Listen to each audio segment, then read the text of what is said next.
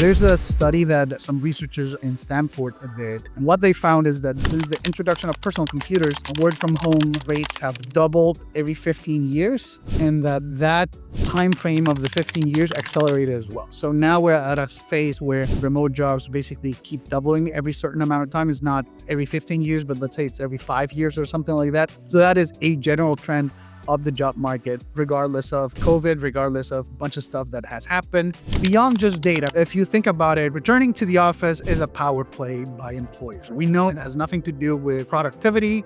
The core of returning to the office is control. Who can have more control over employees? Well, bigger companies that will have no problems finding candidates that want to work for them.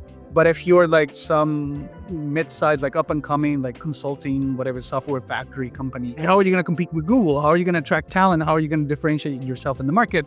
And remote work is the go-to option. A remote job is sort of like a gun that smaller companies can just grab to have an advantage against the bigger ones. They can't pay more, and it's not exciting, it's not aspirational to go work for them. It's more transactional, so it's like, hey, why not offer a remote job? What we're going to see is like a K trend where return to the office is going to be a power play applied by the big companies and even the government, and then remote job is just going to be the biggest market asset or like the biggest market advantage that any up-and-coming company or any company that is not like monopoly, that is just like super prestigious, can use to leverage talent. The studies also show that people prefer to get paid less and get a 100% remote job than and get paid more and be in the office, because remote work is just worth that much more. And with job stacking, individual compensation from each job becomes irrelevant, because if you want more money, you just get a second job, you get a third job.